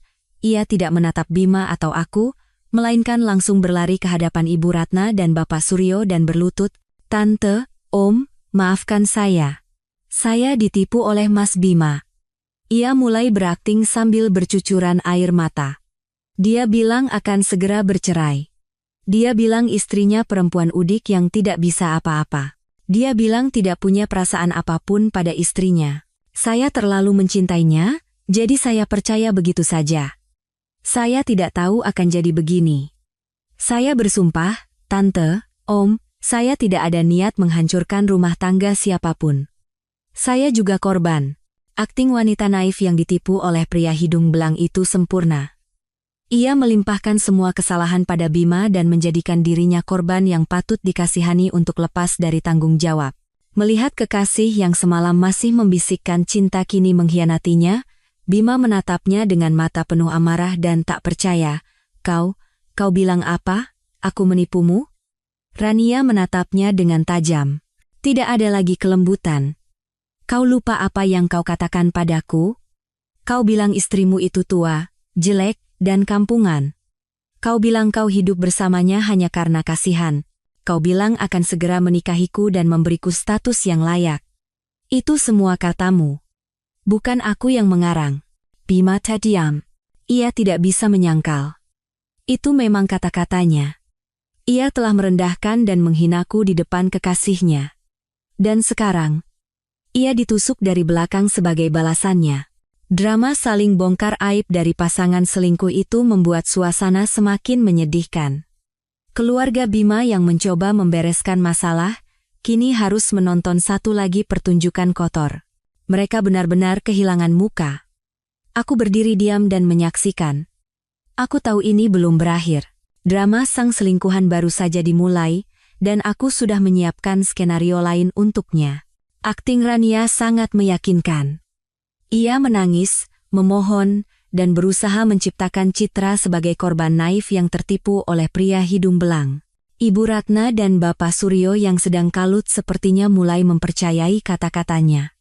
Mereka menatap putra mereka dengan pandangan campuran antara marah dan kecewa. Mungkin dalam hati mereka juga ingin percaya bahwa putra mereka hanya hilaf sesaat dan biang keladi sesungguhnya adalah perempuan licik ini. Benar katamu? Tanya Ibu Ratna dengan nada yang sedikit melunak. Kau punya bukti? Ada, Tante, ada. Rania mengangguk-angguk seolah menemukan tali penyelamat. Dia selalu mengirim pesan WhatsApp menghina istrinya. Dia juga membuat berbagai janji. Saya punya semua pesan itu. Kalau Tante tidak percaya, saya bisa tunjukkan. Ia melirik tas tangannya yang terlempar di sudut ruangan. Di dalamnya ada ponselnya. Ia pikir pesan-pesan itu akan menyelamatkannya. Dengan membongkar aib Bima, ia bisa bersekutu dengan keluarganya atau setidaknya menghindari keterlibatan. Ia berpikir dengan cermat, tetapi ia tidak tahu bahwa aku telah berpikir jauh lebih cermat darinya. Aku tidak berkata apa-apa, hanya memberi isyarat mata pada Dewi. Dewi tersenyum penuh arti dan berkata dengan tenang, Mbak Rania, katanya buktinya ada di pesan WhatsApp ya? Kebetulan, kami juga punya beberapa pesan. Tidak tahu ya, apakah isinya sama dengan yang Mbak punya. Dewi menyalakan tabletnya. Di layar, muncul beberapa tangkapan layar percakapan WhatsApp, silakan semua yang ada di sini lihat bersama. Dewi memutar layar tabletnya ke arah keluarga Bima dan Rania. Isi pesannya terlihat jelas. Tapi itu bukan isi yang diharapkan Rania. Itu adalah percakapan lain yang ia pikir sudah ia hapus. Rania. Mas, istri menyebalkanmu itu sudah berangkat dinas? Malam ini ke apartemenku ya, kangen banget. Bima, kangen aku atau kangen kartuku? Rania, dua-duanya dong. Tas Louis Vuitton keluaran baru bagus banget deh. Belikan ya, anggap saja uang tutup mulut karena aku mau jadi simpananmu. Bima, tas lagi? Bulan lalu kan sudah kubelikan Chanel. Rania, kan itu uang istrimu, bukan uangmu. Pelit amat. Bilang saja habis untuk entertain. Perempuan bodoh itu tidak akan tahu apa-apa. Baris demi baris percakapan vulgar dan busuk itu berlanjut. Percakapan itu menelanjangi wajah asli Rania, yaitu seorang wanita materialistis. Ia sama sekali tidak naif. Ia tahu persis bahwa Bima sudah menikah, bahkan menghasutnya untuk berbohong padaku demi memeras uang.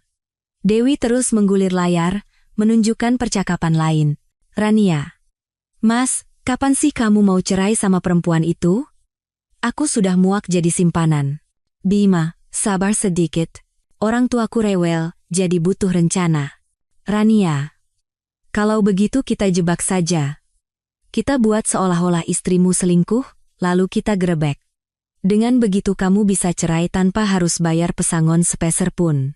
Semua hartanya jadi milikmu, jadi milik kita. Pada bagian ini, ruangan kembali hening. Tapi keheningan kali ini lebih mengerikan. Konspirasi itu, rencana itu, lebih jahat dan kejam daripada pengkhianatan. Mereka bukan hanya menginginkan uangku, tetapi juga ingin menghancurkan kehormatanku. Rania menatap layar tablet dengan nanar. Wajahnya benar-benar pucat. Ia gemetar dan tergagap. Tidak mungkin. Bagaimana kalian bisa mendapatkan pesan ini? Dewi mencibir. Bagaimana kami mendapatkannya tidak perlu kau tahu. Yang perlu kau tahu, dengan bukti ini, kau bukan lagi korban. Kau adalah kaki tangan dalam konspirasi penipuan dan pencemaran nama baik. Kalau materi ini kami serahkan ke polisi, pengadilan, dan kantormu, bagaimana menurutmu masa depanmu? Rania jatuh terduduk di lantai. Dramanya benar-benar berakhir. Ia telah menggiring dirinya sendiri ke jalan buntu. Berniat memerankan korban, akhirnya ia menjadi pelaku kejahatan yang tak terbantahkan. Ibu Ratna dan Bapak Suryo menatapnya dengan pandangan campuran antara jijik dan marah. Mereka telah ditipu. Putra mereka bukan digoda oleh rubah, melainkan bersekongkol dengan ular berbisa untuk mencelakai seluruh keluarga. Pergi. Pergi dari rumahku sekarang juga, teriak Ibu Ratna sambil menunjuk wajah Rania. Perempuan kotor dan pembohong, kau yang sudah menghancurkan anakku. Rania tidak punya muka lagi untuk tinggal. Ia tergesa-gesa mengambil tas dan pakaiannya, lalu lari keluar rumah seperti pencuri, tanpa menoleh ke belakang. Setelah Rania pergi, ruangan itu hanya menyisakan orang-orang yang hancur dan putus asa.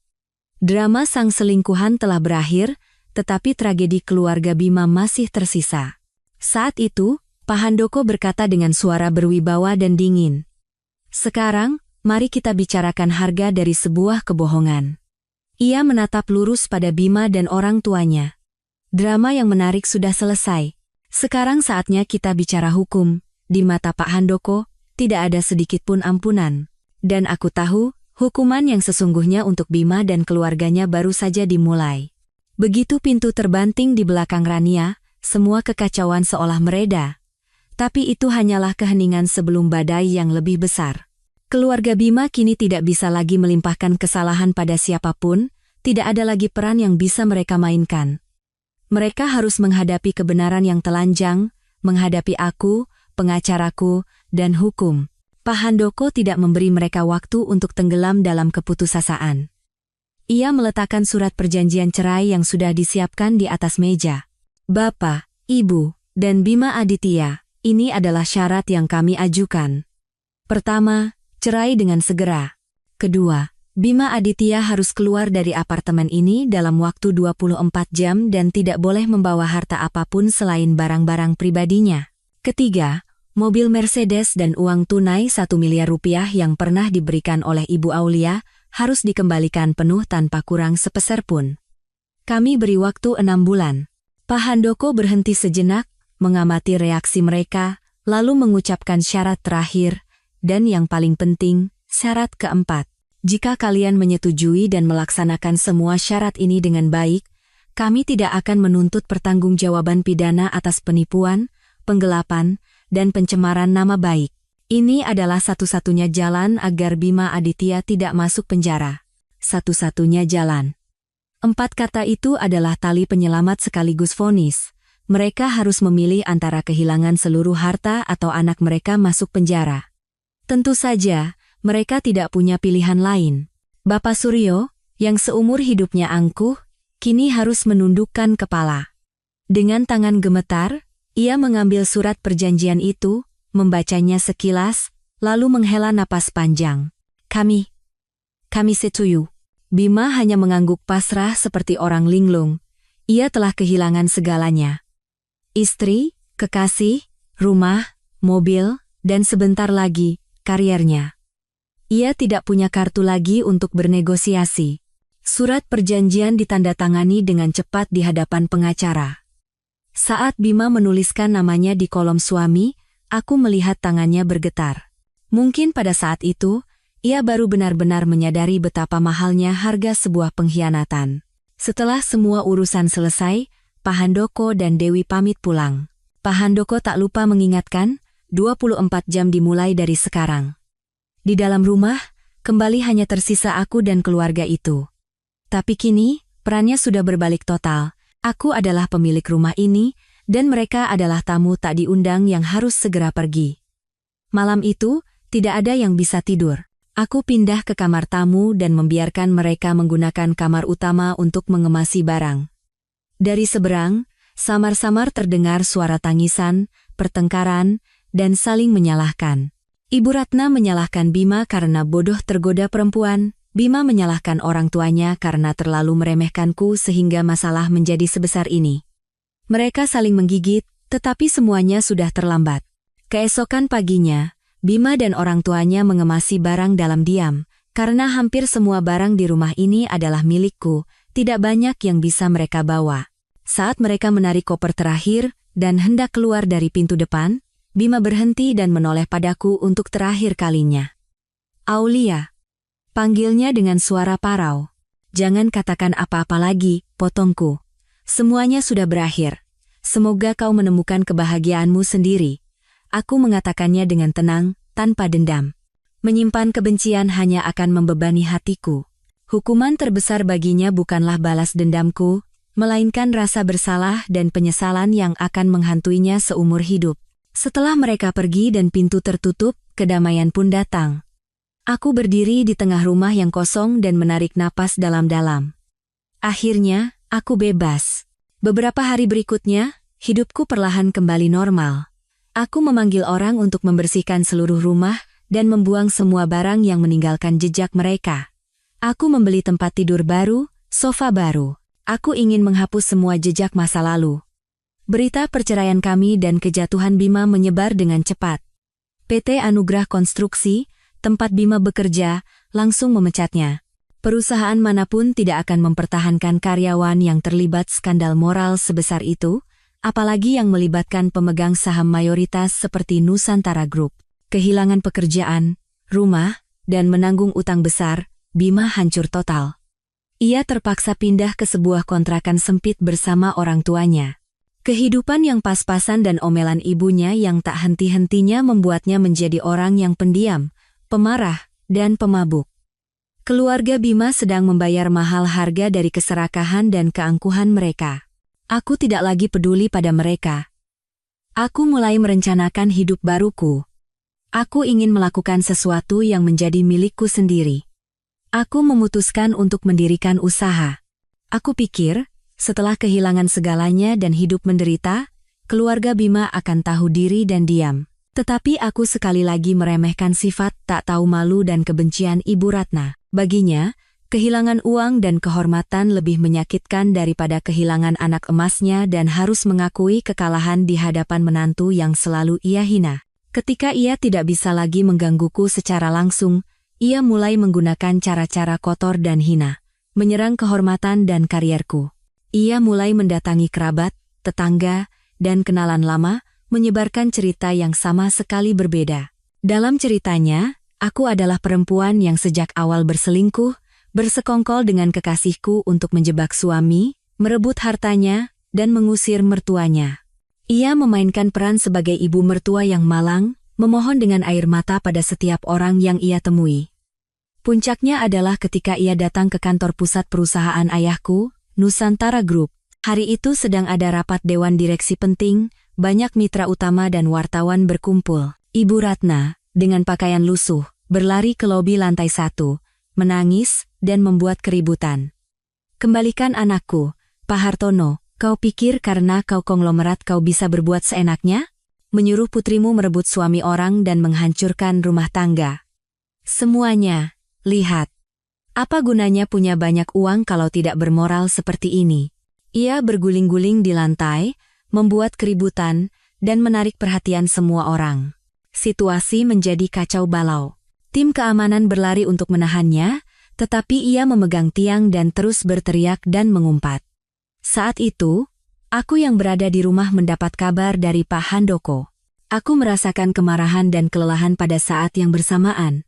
Kebencian telah membuatnya menjadi orang gila yang tak punya malu. Haruskah aku ke sana? Aku ragu. Jika aku muncul, masalah akan semakin besar.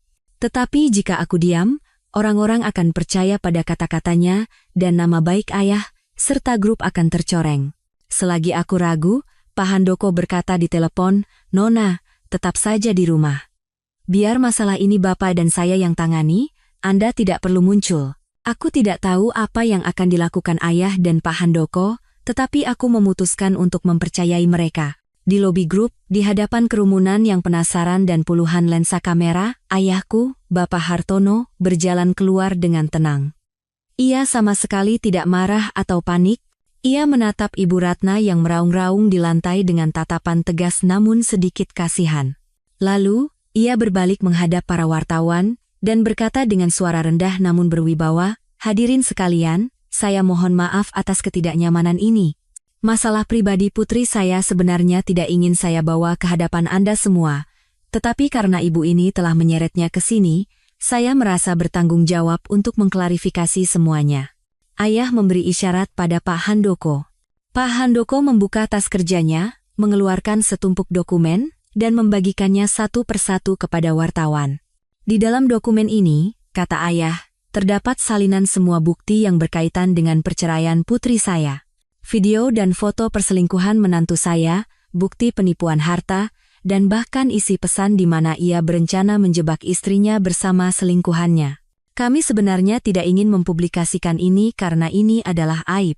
Tetapi hari ini, demi menjaga kehormatan, kami terpaksa membukanya. Para wartawan buru-buru membolak-balik dokumen itu, terdengar gumaman dan tatapan kaget, kebenaran terungkap dengan sangat jelas. Ayah melanjutkan, mengenai tuduhan bahwa putri saya merebut suami dan mengusir mertua, saya hanya akan mengatakan satu hal. Rumah itu adalah harta putri saya sebelum menikah, dan yang harus pergi adalah orang yang berkhianat, hukum dan moralitas ada di pihak kami. Ayah menatap Ibu Ratna dan merendahkan suaranya sedikit. Ibu, saya mengerti penderitaan seorang ibu melihat putranya gagal. Tetapi alih-alih membantu putranya menyadari kesalahan dan memulai lagi, ibu terus melindunginya dan ikut berjalan di jalan yang salah. Cinta ibu telah menjadi buta. Itu bukan menyelamatkan putra ibu, melainkan mendorongnya ke jurang yang lebih dalam. Setelah itu, ayah berbalik dan masuk ke dalam. Pak Handoko tetap di sana dan memberikan pernyataan singkat atas nama grup bahwa mereka tidak akan mempermasalahkan keributan kali ini, tetapi jika terulang kembali, mereka akan menempuh jalur hukum dengan tegas. Drama Ibu Ratna berakhir dengan cara yang paling menyedihkan. Berniat memainkan peran korban, akhirnya ia menjadikan dirinya bahan tertawaan dan membuktikan sendiri kebohongan serta kebusukan seluruh keluarganya. Ia diseret keluar gedung oleh tim keamanan di tengah keheningan dan tatapan menghina dari kerumunan. Perlawanan terakhirnya gagal total. Setelah drama memalukan di kantor Nusantara Group, keluarga Bima seolah lenyap dari kota ini. Mereka tidak lagi muncul, tidak punya keberanian atau muka untuk membuat masalah lagi. Keheningan mereka bukan karena penyesalan, melainkan keputusasaan. Drama terbesar dalam hidup mereka berakhir, dengan tepuk tangan cemoohan dari seluruh masyarakat. Akhirnya, kedamaian sejati datang dalam hidupku. Aku tidak lagi terkejut mendengar suara bel pintu atau cemas menerima telepon dari nomor tak dikenal. Hantu masa lalu, pengkhianatan, dan konspirasi busuk telah lenyap di telan cahaya kebenaran. Aku tahu aku telah menang. Kemenangan yang anehnya tenang, tanpa sorak-sorai atau rasa puas. Rasanya seperti menemukan pelabuhan yang tenang setelah melewati badai. Aku tidak membiarkan diriku beristirahat terlalu lama. Rasa sakit sudah cukup, air mata sudah kering. Sekarang saatnya hidup untuk diriku sendiri, saatnya membangun kembali hidupku di atas puing-puing pernikahan yang hancur. Dengan dukungan keluarga yang kokoh, aku memutuskan untuk mewujudkan mimpi yang sudah lama kupendam, mimpi yang kusingkirkan atas nama tanggung jawab sebagai seorang istri. Mendirikan perusahaan desain interior milikku sendiri. Aku tidak ingin kembali ke posisi yang sudah disiapkan di grup. Aku tidak ingin hidup di bawah bayang-bayang ayah. Aku ingin membangun kerajaanku sendiri, kecil tapi hasil dari keringat, kerja keras, dan bakatku. Aulia Desain pun lahir. Nama yang sederhana tetapi memuat segalanya tentang diriku. Ketulusan dan transparansi adalah filosofi bisnis yang kuusung. Ayah, setelah semua yang terjadi, tidak lagi mencoba membatasi aku dalam kerangka apapun. Ia sepenuhnya percaya dan mendukung keputusan putrinya. Ayah tidak memberiku uang, karena tahu aku tidak akan menerimanya. Sebaliknya, ia memberiku sesuatu yang lebih berharga, koneksi dan mitra yang telah ia bangun seumur hidup. Berdirilah dengan kakimu sendiri. Tapi jangan lupa, di belakangmu selalu ada Nusantara Group. Awal merintis usaha sangat berat. Aku bekerja seperti orang gila. Siang hari, aku menyetir sendiri menemui klien, meninjau lokasi, dan bernegosiasi dengan pemasok. Malam hari, saat lampu kota menyala, aku sendirian berkutat dengan gambar dan ide. Rumah menjadi kantor, ruang tamu menjadi ruang rapat, dan kamar tidur menjadi studio kerja. Kopi menjadi sahabat terbaikku. Ada malam-malam di mana aku hanya tidur beberapa jam dan terbangun karena tiba-tiba mendapat ide desain, tapi aku tidak lelah, justru aku merasa hidup. merasa menjalani hidup yang berarti. Setiap ubin yang kupilih, setiap warna yang kupadukan, setiap ruang yang lahir dari gambarku memberiku kebahagiaan dan kepuasan yang tak ternilai. Aku menemukan kembali diriku yang dulu, Aulia putri yang penuh gairah dan kreativitas, yang hilang selama 5 tahun terperangkap dalam peran sebagai istri yang baik. Perusahaan perlahan mendapatkan klien pertama, lalu proyek yang lebih besar. Dari mulut ke mulut, Aulia Desain mulai menancapkan namanya di industri. Dikenal dengan gaya desain yang elegan dan mewah, serta pimpinan yang berbakat dan tulus. Aku membuktikan bahwa tanpa embel-embel putri konglomerat, aku bisa sukses dengan kemampuanku sendiri. Di tengah kesibukanku, Dewi sering menyeretku keluar untuk beristirahat. "Kau mau jadi gila kerja, ya?" gerutunya, sambil meletakkan potongan steak terbaik di piringku. "Kerja boleh, tapi sambil dinikmati juga. Cantik, mampu, lajang, kasih kesempatan dong buat pria-pria di luar sana." Aku hanya tersenyum. Hatiku yang terluka parah seolah membeku. Aku tidak lagi percaya pada cinta. Bukan, aku takut. Takut salah menaruh kepercayaan lagi. Takut merasakan sakitnya pengkhianatan lagi. Aku berkata pada diri sendiri, hidupku saat ini sudah cukup. Aku punya karier, sahabat, dan keluarga. Aku tidak butuh pria lagi. Waktu berlalu, setahun lewat dalam sekejap mata. Cukup waktu bagi perusahaan baru untuk tumbuh kuat, dan cukup waktu bagi luka hati untuk sembuh. Hari itu adalah akhir pekan sore. Langit Jakarta cerah setelah hujan. Aku membuka atap mobil sport putihku, hadiah untuk diriku sendiri setelah berhasil mendapatkan kontrak besar, dan melaju santai di jalan tol pinggir kota yang berangin sepoi-sepoi. Dari dalam mobil, terdengar alunan jazz yang merdu. Hatiku terasa luar biasa damai. Saat berhenti di lampu merah persimpangan, tanpa sengaja aku melihat ke pinggir jalan. Sosok punggung yang familiar sedang mengutak-atik sepeda motor tua yang mogok. Ia mengenakan seragam kerja biru yang lusuh dan penuh oli. Tubuhnya kurus dan hitam, rambutnya yang dulu disisir rapi kini acak-acakan menutupi dahi. Beberapa saat kemudian, barulah aku sadar bahwa itu adalah Bima Aditya. Ia juga mengenali mobilku. Saat pandangan kami bertemu melalui kaca jendela, ia terkejut dan membeku. Lalu, secara refleks ia memalingkan wajah, berpura-pura terus memperbaiki motornya, seolah ingin menyembunyikan wajahnya yang kuyu dan rasa malunya. Ia malu. Lampu berubah hijau. Aku tidak membunyikan klakson, tidak juga berkata apa-apa. Aku hanya menginjak pedal gas dengan lembut. Mobil meluncur dengan tenang, dan sosoknya semakin kecil di kaca spion, lalu hilang. Aku tidak merasa puas, tidak juga senang dengan kejatuhannya. Hatiku terasa hampa dan damai. Ia pernah menjadi duniaku, orang yang kucintai dengan tulus. Tapi sekarang, ia hanyalah orang asing yang lewat, kenangan yang jauh dan samar. Hidup ini memang ironis. Ia pernah menertawakanku, menyebutku tua, jelek, dan kampungan. Ia bangga dengan penampilan dan kariernya yang dibangun sendiri. Sekarang, aku semakin sukses, cantik, dan percaya diri, sementara ia terpuruk dalam kegagalan dan kemiskinan.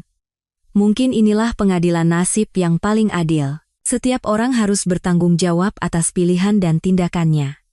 Ia memilih jalan kebohongan dan pengkhianatan, dan inilah harga yang harus ia bayar. Harga kehilangan martabat dan harga diri yang lebih mahal dari uang. Aku mengarahkan mobil ke villa baruku di kawasan Menteng, dengan taman kecil yang menghadap ke kota.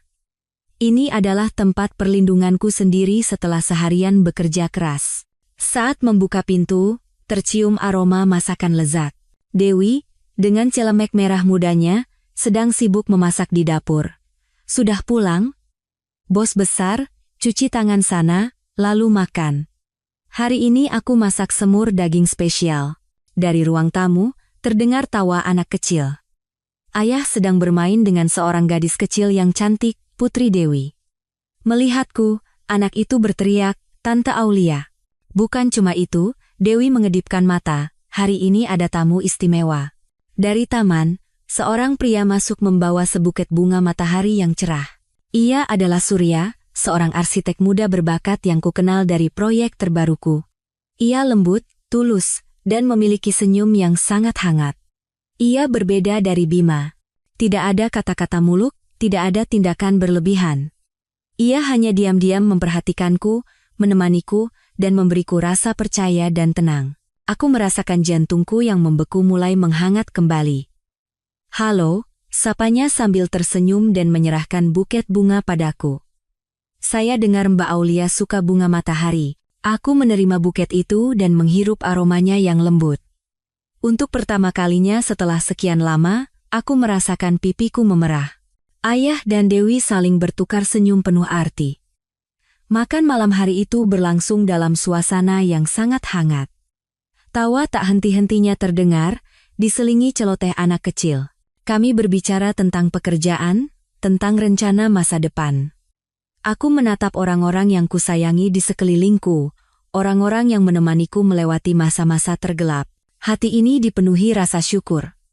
Ayah menatapku dengan pandangan bangga dan penuh kasih. Ayah benar. Pintu keluarga Hartono akan selalu terbuka untukku. Dan aku, setelah melewati badai, akhirnya telah kembali ke rumah. Bukan hanya kembali ke keluarga, tetapi juga kembali pada diriku sendiri, dan pada kebahagiaan.